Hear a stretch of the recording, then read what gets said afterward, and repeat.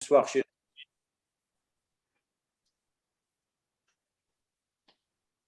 Bonsoir, chers amis. Donc, bienvenue dans les jeudis scientifiques d'Astarté. Comme vous le savez, on va faire une réunion Zoom le premier jeudi de chaque mois. Aujourd'hui, on commence par l'endométriose, un concept pluridisciplinaire de l'imagerie à la thérapie. La prochaine fois, c'est le 1er juillet, jeudi 1er juillet, ce sera une vue multidisciplinaire de traitement néoadjuvant en cancer du sein par l'équipe, cette fois c'est l'équipe Saint-Jean, bien sûr, vous allez découvrir ça. Le mois de juillet, 1er juillet, ce sera l'équipe de l'université Al-Mansoura en Égypte,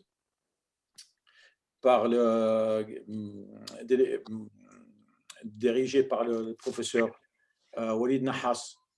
Au mois d'août, le 5 août, ce sera cancer et éthique par l'équipe de Michel Daher, professeur des universités au Liban, par l'université de Balamande. Au mois de septembre, ce sera avec l'Hôtel Dieu de Beyrouth autour du cancer de l'ovaire. Au mois d'octobre, le 1er octobre, ce sera, on va de façon modeste, si on nous accepte, on va rediffuser en direct le Sénolive de je salue la présence de l'Espagne. Bonsoir. Bonsoir. One point. OK. Et donc, au mois d'octobre, on va essayer de transmettre le Sénolive organisé par Séverine à l'hôpital Saint-Jean. Donc, sans tarder, je passe la parole à notre secrétaire général, le docteur Séverine Alran, qui va nous présenter les orateurs de ce soir. Alors, je vais être courte pour laisser la parole à Éric Petit, qui est radiologue à l'hôpital Saint-Joseph, qui a été un des pionniers pour la création du centre de l'endométriose il y a maintenant un peu plus de 15 ans et qui a réussi à fédérer à la fois les spécialités, les patientes et les filières de soins. Il est également président de Raison-Do, donc il va nous parler de l'endométriose et de l'imagerie. Et puis ensuite, ça sera le tour du docteur Gauthier Dietrich, qui est chirurgien gynécologue également à l'hôpital Saint-Joseph, formé à Rouen par son mentor absolu, le professeur Horace Roman. Donc, c'est l'élève d'Horace Roman. Donc, ça sera plutôt l'aspect traitement médical et chirurgical. Éric, à toi la parole. Donc, Monsieur Petit, si vous voulez bien partager votre présentation. Voilà. Très bien. Diaporama, parfait. Très bien. Vous avez, Monsieur Petit, vous avez 30 minutes. D'accord. Bon. Alors, c'est une gageure en 30 minutes, mais on va y arriver tout juste. Donc, ce topo, je vais préparer avec mes meilleures assistantes et fidèles, Sophie Béranger, qui n'est pas présente ce soir. Donc, moi qui vais parler. Et donc, évidemment, le sujet est centré sur le... On n'entend pas bien, on n'entend pas bien. Bon, alors. Ah, c'est mieux. Mieux là? Oui, c'est mieux. C'est mieux. Le diagnostic en imagerie donc, de l'endométriose, avec d'abord un préambule, parce que vous savez tous. Il y a un problème de son, Monsieur Petit. Ah, pourtant, je suis bien connecté là. Allô? Oui, oui, on vous entend, mais il faut parler plus fort, s'il vous plaît. Bon, alors, très bien. Le diagnostic est d'abord clinique. Il suffit d'écouter les patientes et ce sont des femmes qui souffrent, qui ont une dysménorrhée. Votre voix est trop basse, Monsieur Eric. Il faut parler dans le micro carrément. Il faut s'approcher du micro.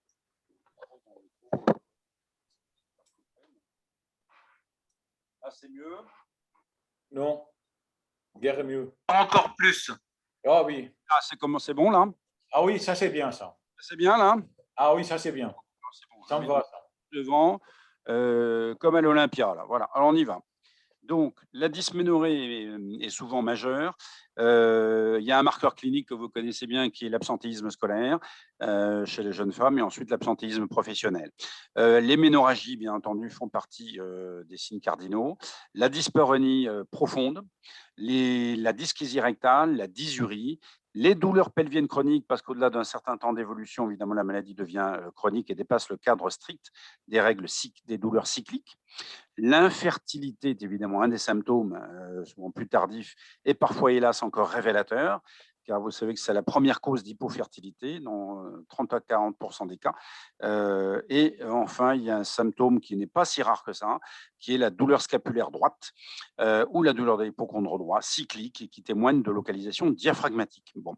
Alors, le plus souvent, les patientes cochent plusieurs cases et le diagnostic, en fait, est assez évident cliniquement. Il suffit d'écouter les patients et de prendre en compte ces douleurs, ce qui n'est encore jamais assez fait.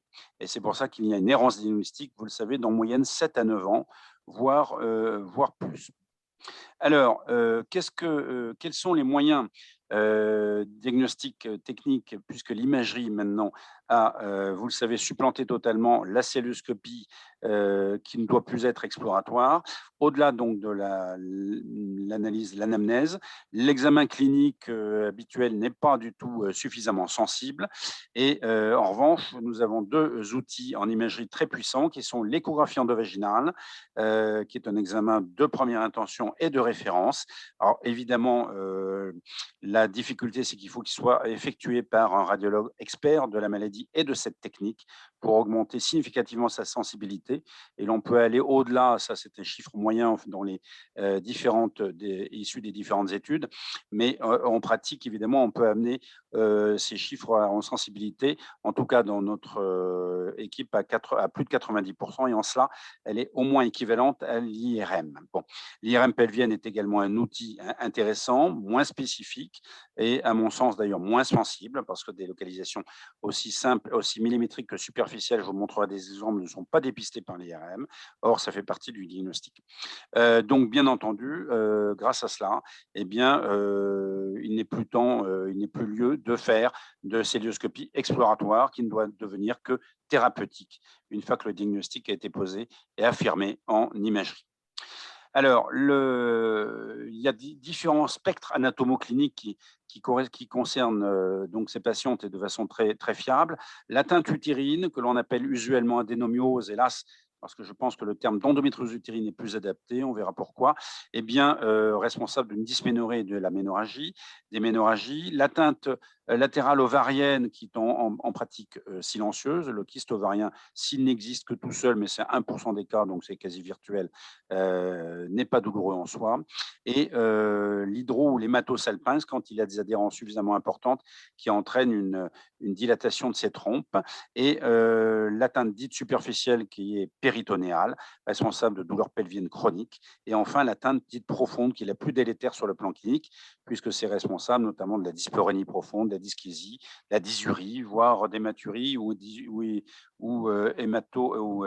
rectorragie. Alors, voici un pelvis segmenté. Donc, vous savez qu'il y a 3 compartiments. Le segment moyen, où il y a donc le vagin, l'utérus et les annexes. Et donc, évidemment, l'atteinte utérine et annexielle. Et puis, en fait, ce qui est important, c'est tout ce qui se passe sous l'eau de cet iceberg, parce qu'on peut comparer l'imagerie donc de le diagnostic anatomique de l'endométriose comme un iceberg. Et les choses importantes se passent en sous-péritonéal, et tout particulièrement dans les territoires postérieurs, sous-péritonéal profond postérieur, qui concernent donc les cul-de-sac vaginaux, notamment postérieurs, l'utérus et les ligaments hétérosacrés, évidemment, qui sont les plus souvent concernés, en particulier le gauche, en priorité, et au-delà. Derrière, par contiguïté, il peut y avoir une atteinte du rectum et au-delà de la jonction recto-sigmoïdienne ou du sigmoïde. Et puis, il y a le secteur dit sous-péritonéal profond antérieur qui comprend les ligaments ronds qui attachent donc dans les replis inguinaux, donc l'utérus en antérieur, pendant antérieur, donc des ligaments hétérosacrés. Et puis, la vessie, Et ce cul-de-sac vésico-utérin, c'est comme le repli postérieur du Douglas, peut être tapissé de lésions superficielles péritonéales, c'est très fréquent, qui peuvent donc être dépistées en échographie, on le verra. Donc les localisations principales, vous avez ici à partir de quelques séries les chiffres le pourcentage d'atteinte, et d'abord en priorité les ligaments hétérosacrés dans le territoire sous-péritonal profond postérieur, sans oublier donc l'utérus lui-même. Alors, les deux examens diagnostiques, on l'a vu, sont l'échographie pelvienne endovaginale, évidemment, et pas suspubienne. Hein. À partir du moment où une jeune femme est vierge, on fera plutôt l'IRM. Ça ne sert à rien de faire une échographie suspubienne. Et puis, il y a deux autres examens qui ne viennent qu'en seconde intention, si après une discussion multidisciplinaire en RCP, donc on a décidé d'opérer une patiente qui a une atteinte digestive déjà avérée, que l'on sait grâce à l'échographie en particulier, eh bien, on pratiquera un coloscanner de façon à faire l'inventaire des localisations digestives profondes qui sont souvent multisites et multicentriques, comprenant également le carrefour iléo-séco-appendiculaire, dont au moins 15 à 20, voire plus, pourcentage de cas, et l'échondoscopie rectale qui permettra de préciser au millimètre près le type d'intervention et guider le type de chirurgie. Et ça, notre collègue Gauthier vous en parlera en détail tout à l'heure. Donc, la technique, alors qu'est-ce que l'on va employer? Eh bien, tout dépend aussi de qui vous avez comme radiologue, plus ou moins expert dans telle ou telle technique. Il est évident que si vous n'avez pas de radiologue expert en échographie endovaginale, qui est un examen d'apprentissage long, donc on est assez peu nombreux à savoir le pratiquer de façon experte, eh bien, il vaut mieux faire de l'IRM. En pratique, nous, on convertit nos demandes d'IRM en première intention en échographie endovaginale parce que c'est un examen qui, entre nos mains, est supérieur, plus sensible, mais évidemment, l'IRM fonctionne aussi. Et l'avantage de l'IRM, c'est qu'elle peut être relue. Hein. Donc, on peut la pratiquer partout. La technique est bien connue maintenant des radiologues. Et évidemment, on peut être relue, c'est le grand avantage parce que l'échographie, ça n'est pas relisible, c'est un examen d'accès échoscopique en direct. Et évidemment, le rapport coût-économique de cet outil est très important, mais il a été, hélas, assez mal enseigné. Donc, globalement, on le sous-utilise. Alors, l'échographie, donc premier examen de première intention et de référence, parce qu'on est vraiment au cœur du sujet. En plus, il y a deux avantages importants, c'est que la résolution spatiale est nettement supérieure à celle de l'IRM, et l'échographie, c'est un outil également clinique, puisqu'on est guidé par la douleur, à l'échopalpation, et donc ça, c'est très intéressant. Évidemment, la véritable limite, au-delà de son caractère opérateur dépendant, c'est la virginité. Et puis, il y a un secteur relativement occulte, difficile, qui est le carrefour iléo-séco-appendiculaire. Mais pour le reste des localisations, notamment digestives, contrairement à ce que l'on peut croire, ce n'est pas l'IRM qui est supérieur, c'est au contraire l'échographie endovaginale, parce qu'on voit très très bien le rectum et le sigmoïde. Et identifier les localisations digestives profondes est finalement plutôt simple. Ce qui est difficile, ce sont les ligaments hétérosacrés quand c'est subtil. Alors, l'IRM, donc on l'a dit, c'est l'examen idéal quand la patiente est vierge, quand on n'a pas d'expérience évidemment en échographie endovaginale, quand la patiente est un peu trop allergique en échographie, mais ça arrive une fois par an. Et enfin, il y a un examen très intéressant, c'est la partie diaphragmatique. Là, il n'y a que l'IRM, l'échographie n'est pas fiable. Et puis, quand les formes sont complexes, multisites, avec atteinte urinaire, également, là, effectivement, l'IRM est intéressante. Et en pratique, dans les cas sévères qui nécessitent une intervention pluriopératoire avec des chirurgiens à la fois gynécologues, digestifs et urinaires, on fait l'ensemble des examens, notamment l'IRM, pour avoir une cartographie la plus complète possible pour envoyer les chirurgiens au front en sachant ce qu'ils vont faire à l'avance. La cartographie est très importante et de façon précise, il faut multiplier les deux types d'examens. Donc, et ensuite, il y a un cas particulier en échographie où c'est parfois difficile de faire le distinguo entre un hydrosalpinx et un pseudokyste péritonéal. Tout ça, ce sont les phénomènes adhérentiels et quand les formes sont sévères avec beaucoup d'adhérence, il est important de faire la distinction entre ces deux éléments car l'hydrosalpinx, comme vous l'expliquera Gauthier, quand une patiente est infertile et qu'il faut faire une prise en charge en FIV, eh bien, il faut l'enlever au préalable. Alors, le scanner, ça, c'est très simple, ça va très vite, c'est 30 secondes, il ne faut pas de préparation particulière. On va jusqu'au carrefour iléo-séco-appendiculaire et ça permet d'avoir une vision complète des différents sites digestifs et pour nous, c'est plus utile et plus efficace que l'entéro-IRM que certaines équipes emploient parallèlement. Alors, l'échographie endorectale échographie, l'écho-endoscopie endorectale, parce qu'on ne fait plus d'échographie endorectale, ce n'est pas nécessaire, c'est l'échographie endovaginale, eh bien l'écho-endoscopie rectale est utile, in fine, en préopératoire immédiat, de façon à préciser l'atteinte en profondeur au millimètre près, mais aussi et surtout par rapport à la marginale pour prédire le risque de stomie éventuelle dans les interventions sur les rectums bas notamment. Alors, voici une localisation évidemment excellemment vue par l'échoendoscope. Et voici ce que le subtractum donc, de l'imagerie, excusez-moi, on a oublié de mettre celle-ci en anglais, mais en fait, c'est la fibrose et l'hyperplasie musculaire de la paroi réactionnelle qui fait le subtractum de l'échographie de l'IRM, c'est-à-dire de nodules hypoéchogènes ou en hyposignal. Donc, c'est une image globalement grise et noire. Et c'est ça que l'on va chercher, évidemment, ce n'est pas les cellules endométriales ectopiques.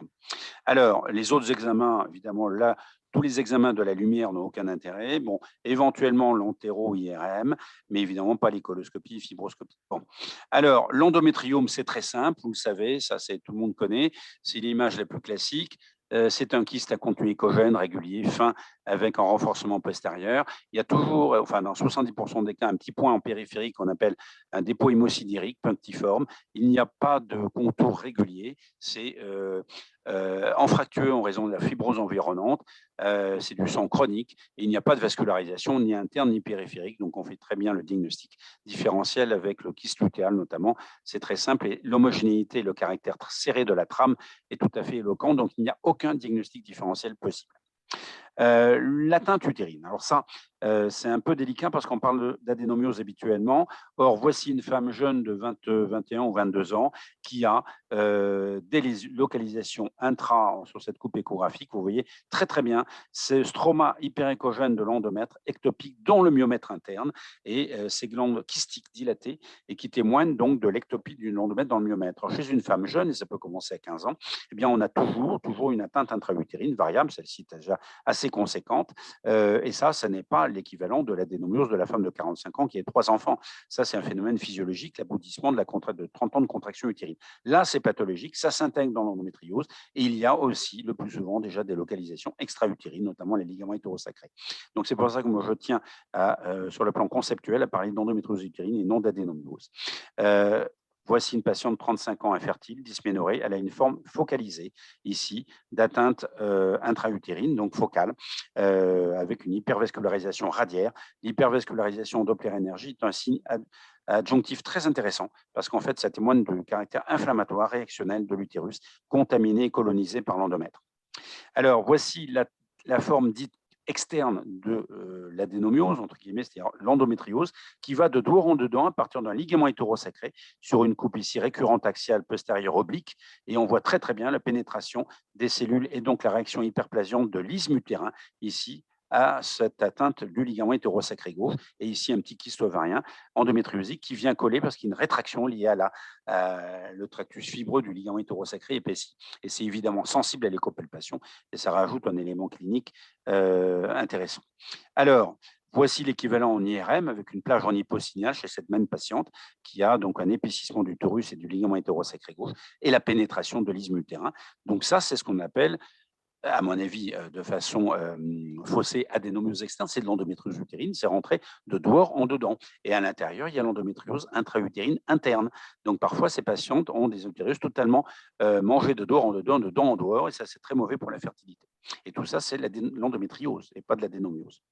Alors, voici le cas habituel chez une femme de 45 ans qui est une adénomiose classique, voilà, et on ne rencontre habituellement pas du tout, à 20 ans, chez les femmes jeunes, d'épaississement de la zone jonctionnelle. La sémiologie est différente. Ce que l'on va chercher, je passe parce que comme ça, je vais vous montrer un cas tout à fait caractéristique, ici plus intéressant. Vous voyez ici chez cette femme jeune de 23 ans, parfois c'est à 16 ans, on voit ces éléments diverticulaires qui pénètrent le muscle utérin sans épaississement de la zone jonctionnelle, et ça témoigne de l'ectopie endométriale dans le myomètre, mais c'est une sémiologie qui n'a rien à voir avec celle de l'adénomiose classique. Donc, il ne faut pas confondre les concepts, et c'est comme ça que les radiologues habituels non entraînés passent à côté parce qu'ils ne voient pas ce qu'il faut voir, et donc disent qu'il n'y a pas d'adénomiose, mais ce n'est pas le sujet. Il y a dans l'endométriose utérine, il faut la reconnaître différemment. Alors, Voici un autre cas typique de diverticule très important chez une femme un peu plus âgée, 31 ans. Et puis, dans certains cas, si on laisse évoluer, alors voici une forme focale. Et puis, dans les formes beaucoup plus avancées, voici ce qui se passe à 30 ans. Cette patiente qui était infertile, a fait une fausse couche. Elle a tous les symptômes depuis l'âge de 12 ans de l'endométriose classique. Eh bien, vous voyez cette énorme endométriose utérine, à la fois diffuse et focale antérieure, pseudomyomateuse. Et donc ça, c'est l'aboutissement d'une endométriose utérine. Et extra-utérine, elle est minime, un petit kyste de l'ovaire droit de 6 mm, un ligament hétérosacré gauche. Donc tout ça, c'est le même concept d'une endométriose, mais intra-utérine majeure prédominante. L'infertilité, là, est un vrai souci. Là, on n'a pas d'arme, si ce n'est éventuellement aller faire des métrectomies. Et ça, c'est une chirurgie hasardeuse par la parotomie. Les Japonais, certains le font, mais c'est quand même à risque, et notamment de rupture utérine. Alors, la contraction utérine, vous le savez, c'est le primum movens, pour des raisons hormonales. Évidemment, tout ça est œstrogène-dépendant. Eh bien, il y a une discontractilité puissante, anarchique, trop fréquente, trop ample. Et donc, on voit ces plages. Et c'est pour ça qu'il faut faire des T2 avant et en fin d'examen qui libèrent et qui permettent de voir les diverticules après avoir libéré les plages de contraction utérine. Là, vous avez en deux coupes, vous comprenez toute la physiopathologie de la motricité utérine anormale qui crée cette ectopie de l'endomètre dans le myomètre et ensuite le reflux tubaire menstruel de Sampson. Alors voici des images tout à fait caractéristiques, très fréquentes, et une fois qu'on les a vues, c'est facile à reconnaître. Ces spots hypericogènes punctiformes périphériques péricortico-ovarien dans les ligaments larges, et ici en péritubère. Et quand il y a un peu de liquide, ça facilite encore la vision. Et ça, c'est l'endométriose superficielle. Il faut arrêter de dire que c'est que la celluloscopie qui la voit. L'échographie permet de la voir tout à fait bien. On a beaucoup de corrélations avec les contrôles, avec la celluloscopie, et c'est très fiable.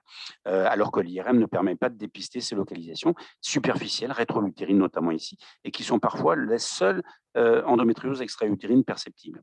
Et voici les fameux ligaments hétérosacrés. Ici, on a un torus et latéralement, vous avez les deux ligaments hétérosacrés, tissu fibreux, enfractueux, à contour irrégulier, ça n'a aucune forme particulière et c'est sensible à l'écopalpation habituelle, à l'écopalpation appuyée. Ça, c'est facile parce qu'il y a une lame d'hémorragie intra-rétro-cervicale et ça, c'est d'ailleurs pas un épanchement physiologique, ça témoigne du reflux tubaire menstruel. Voici une galerie de portraits de petits ligaments hétérosacrés, ici épaissis, en navette, éventuellement, toutes les formes sont possibles. C'est douloureux à l'écopalpation, c'est parfois très fin, il faut savoir les repérer. Et ça, effectivement, c'est pas facile, ça demande une expertise et la courbe d'apprentissage est assez longue, mais c'est plus sensible que l'IRM. Alors, voici en IRM le signe de la moustache particulière avec le torus et deux ligaments hétérosacrés. Tout le monde doit à peu près savoir ça quand même maintenant, mais ce n'est pas toujours aussi simple. Alors, voici un ligament hétérosacré gauche, une atteinte vaginale du cul-de-sac vaginal postérieur et le torus en son centre. Bon. Alors, l'atteinte digestive. L'atteinte digestive, c'est assez simple. C'est même beaucoup plus facile que les petits ligaments hétérosacrés. Ici, vous avez une atteinte du rectum moyen. Vous voyez qu'il y a un élargissement considérable de la musculeuse, que l'on voit très bien, y compris les couches externes et internes en échographie endovaginale, presque aussi bien qu'en échonoscopie en fait, rectale, quand on a l'habitude. Eh bien, là, il y a un évasement important. Donc ça, c'est une atteinte de la musculeuse complète, allant jusqu'à la sous-muqueuse, du portion courte du rectum moyen. Et ici, beaucoup plus bas, on regarde du cul-de-sac vaginal postérieur, une atteinte du rectum inférieur. Et il suffit de voir cet évasement. Donc, l'essentiel, la clé du diagnostic, c'est d'aller regarder en postérieur, quasiment vertical avec la sonde. C'est le territoire sous-péritonal profond postérieur. C'est l'image sous l'eau, donc de l'iceberg de cette endométriose. Et voici d'autres atteintes multifocales avec le rectum, la jonction recto-sigmoïdienne, et ici le sigmoïde par voie transcutanée. Et quand on a de la chance et qu'on cherche là où il faut, de temps en temps, on a des localisations iléales que l'on voit. C'est moins fréquent, ça c'est sûr, mais ça c'est source éventuellement de syndrome subocclusif et de syndrome de Koenig. Alors, voici une localisation en IRM. Vous voyez que c'est peut-être pas toujours aussi simple en IRM, il faut avoir l'œil, parce que le lavement, fameux lavement rectal qui ne sert à rien, que l'on ne fait jamais nous, s'arrête toujours en dessous de la localisation habituelle classique et du rectum moyen. Et il faut aller chercher ces plages en hyposignal, avoir l'habitude d'aller les trouver. Et voici que là-haut, sur le sigmoïde, cette localisation, on peut passer à côté à pieds joints, parce que ce n'est pas toujours facile de faire les distinguos avec des matières. Et donc, alors qu'en échographie, en bout de sonde à gauche avec le repère ovarien gauche, une localisation sigmoïdienne en porte-pièce suspendue est très facile à mettre en évidence. Une fois qu'on l'a vu 2 ou 3 fois, on a compris ce qui se passe. Alors, le coloscanner, lui, c'est pas fait pour regarder les localisations digestives basses que l'on a vues en échographie, c'est pour faire l'inventaire d'autres localisations. Et l'échondoscopie, c'est préopératoire, comme on l'a dit, avant d'opérer avec cette pièce opératoire. Ici, je vous montre un cas typique de 4 localisations multicentriques. Vous avez le rectum ici, en regard du torus. Ici, une localisation sigmoïdienne sténosante en virole pseudo-tumorale et sans occlusion pour autant. L'appendice et enfin l'ilion. Ça, c'est pas rare d'avoir 4 localisations. C'est pour ça que le coloscanner nous aide en préopératoire de façon à aller chercher toutes ces localisations quand on les opère de façon complète, comme vous l'expliquera Gauthier. L'atteinte antérieure, c'est quoi? Ça peut être la vessie parfois monstrueusement atteinte ici, centrale, au-dessus du trigone, donc sans obturation urétérale. On regarde la base vésicale et ça pénètre l'utérus de dehors en dedans, donc c'est la partie dite endométriose externe antérieure, à partir d'un nodule du cul-de-sac vésico-utérin que l'on voit parfois très bien ici par voie suspubienne. Et il faut toujours aller vérifier les reins parce que parfois il y a des utéro-hydronéphroses par obturation urétérale à partir du ligament hétérosacré, notamment gauche, de façon plus fréquente, parce que ça va s'étendre dans le paramètre et c'est là que ça coince. C'est pas à partir de la vessie. Et voici ce qui s'est passé chez cette patiente avec une dilatation en amont donc d'une localisation urétérale qu'on va rechercher après, parce que là c'est difficile en échographie. Et là on voit la sténose en virole de cette localisation urétérale à partir du ligament hétérosacré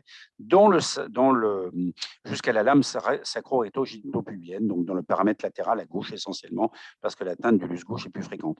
Et quand on a ces atteintes importantes de multisites, on fait aussi des IRM. Et vous voyez ici l'obstacle, l'urtère qui vient buter sur une localisation latérale.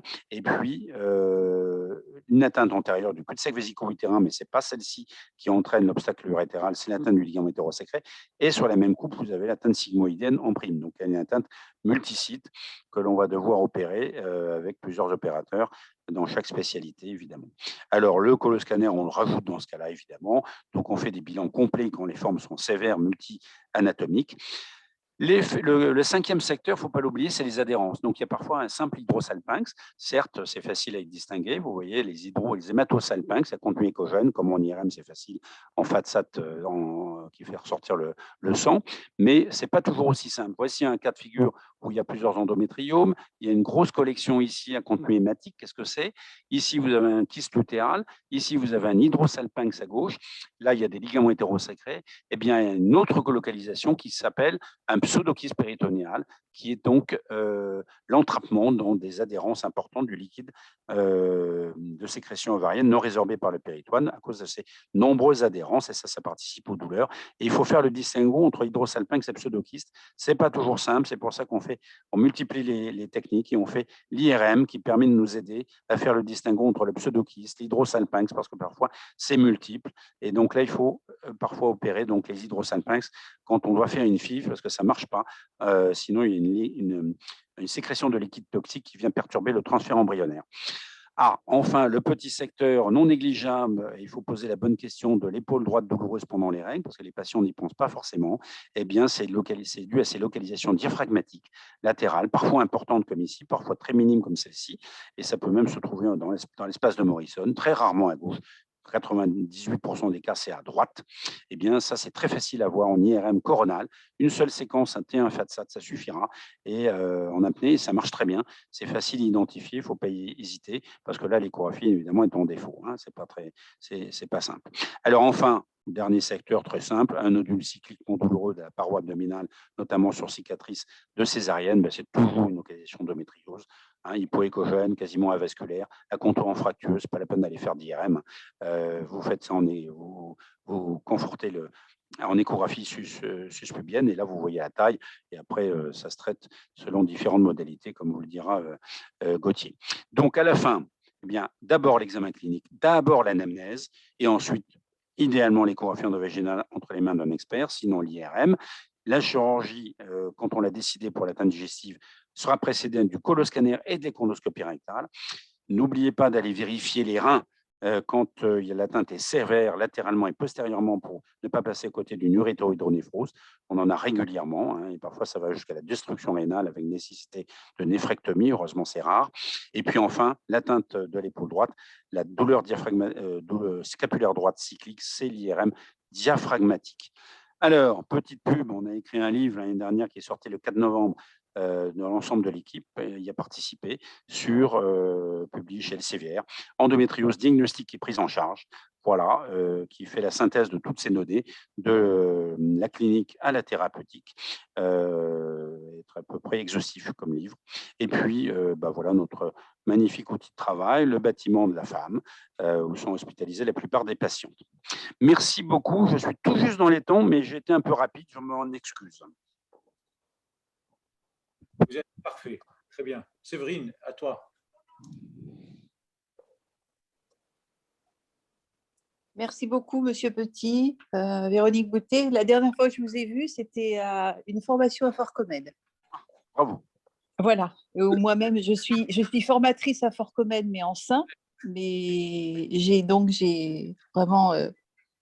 c'était un pur moment de bonheur. Merci beaucoup. Vraiment, vous avez une pédagogie, un sens pédagogique absolument extraordinaire. Je voulais vous le dire parce que c'est pas si fréquent d'avoir tous ces talents. Merci beaucoup. Je vous en prie. Eric, non, mais voilà, Eric, c'est vrai que tu es un passionné de l'imagerie de la femme, mais aussi de la clinique et des symptômes. Et c'est vrai que c'est un radioclinicien. Donc, je crois que ça, c'est Eric, c'est ton dada, hein. Le radiologue est avant tout clinicien et puis participe aux filières de soins. Et, Absolument. Moi, je milite, évidemment. Surtout pour après, je ne sais pas s'il y a un temps d'échange, est-ce qu'il y a des questions dans le... J'ai vu que Anne Delange-Fordière est masquée, mais posait la question des nodules pulmonaires et si ça se traite. Est-ce qu'il y avait des localisations pulmonaires et est-ce que ça se traite? Oui, c'est rarissime, hein, les nodules pulmonaires vrais, alvéolaires, ça existe, hein, mais ça peut se traduire par des hémoptysies cycliques, c'est absolument exceptionnel, heureusement. Tout existe, hein, vous savez qu'on a décrit, nous, il y a 2 ou 3 ans, la première localisation péricardique avec donc une péricardite hémorragique cyclique. On avait adressé un cardiologue et depuis, on en a eu 3 autres. À partir du moment où vous en voyez une fois, après, vous finissez par faire attention. Le problème, c'est de faire attention à la sémiologie et le caractère cyclique de l'affaire. Et le plus souvent, ça passe à l'as parce que personne n'y pense. Alors évidemment, heureusement, toutes ces localisations sont rarissimes, mais tout existe à peu près, tout a été décrit, sauf la rate, jusqu'à plus ample informé, mais voilà. Et il y a une question du docteur Jian Kfouri. S'il vous plaît, pouvez-vous répéter la différence entre adénomiose focale utérine et endométriose utérine? Alors, l'endométriose, c'est tout le problème du concept. L'adénomiose, c'est un phénomène physiologique qui n'apparaît qu'après la quarantaine chez des femmes multipares qui ne se plaignaient de rien avant et qui ont une tendance à avoir des règles plus abondantes, plus douloureuses. Ça, c'est classique, tout le monde sait l'avoir. Il y a l'épaississement de la zone jonctionnelle. Bon, ça, c'est le concept adénomiosique qui est une évolution physiologique après 30 ans de contraction utérine itérative normale. Par contre, chez une femme de 15, 20 ou 25 ans ou même 30 ans, eh bien, on peut avoir également une atteinte utérine, même si ça commence là, en fait, hein, puisqu'il y a d'abord l'ectopie de l'endomètre dans le myomètre, ça fuse là, parce qu'il y a des zones de fragilité à la jonction entre la basale et le myomètre interne au sein de l'archimètre et l'archimyomètre. Ça, c'est des concepts anatomologiques pointus qui sont bien connus des anapathes, des histologistes. Et bien là, on regarde des cornes endométriales à hauteur du fond de l'endomètre, et bien à force de se contracter de façon anarchique, précocement et puissante et ample, eh bien, il y a des ruptures. Donc, l'endomètre file dans le muscle utérin. Ça, c'est la partie dite interne ou superficielle de l'endométriose. Alors, je veux bien qu'on parle d'adénomiose, mais enfin, c'est une erreur conceptuelle qui est trompeuse parce qu'on ne cherche pas les mêmes choses, parce que vous n'avez jamais à 20 ans d'épaississement de la zone jonctionnelle. Il y a toujours une fuite de la muqueuse dans le muscle, mais sans réaction encore de la zone jonctionnelle épaissie. Par contre, quand vous avez une forme focale, la forme focale, c'est une forme localisée, oui, ça c'est vrai, c'est l'endométriose focale qui est le plus souvent externe et qui vient en regard d'une atteinte externe, c'est-à-dire à partir du moment où vous avez une atteinte des ligaments hétérosacrés du l'utérus, qui est parfois suffisamment importante, ça pénètre la jonction col-isthme en arrière et parfois en avant, quand vous avez un gros nodule du petit vésico-utérin qui envahit d'un côté la vessie et de l'autre côté le muscle utérin, bah, vous parlez aussi entre guillemets d'adénomyose externe, c'est le terme hélas consacré. En fait, c'est de l'endométriose, c'est pareil, c'est l'endomètre qui vient coloniser un autre muscle. Et comme il le fait dans le rectum, dans la paroi vésicale, bah, dans le muscle utérin. Donc c'est logique, mais il faut unir le concept d'endométriose et ça commence très tôt. Et l'utérus, c'est le premier site. Et d'ailleurs, notre aîné Thomas Cullen à Baltimore, aux États-Unis, en 1908, l'avait compris et il met au cœur de son diaphragme, de son diagramme que j'ai pas mis là, tout l'utérus d'abord et puis tout le reste autour. La cartographie, c'est pas nouveau, on la retrouve. Mais la célioscopie, ensuite, à partir de Samson, a tout dirigé vers l'extra-utérin et on a oublié dans l'équation l'utérus. Voilà. Alors, merci Eric pour tes réponses claires. Et on va laisser la place donc à la partie thérapeutique de l'endométriose. Et Gauthier, Dietrich, c'est à toi.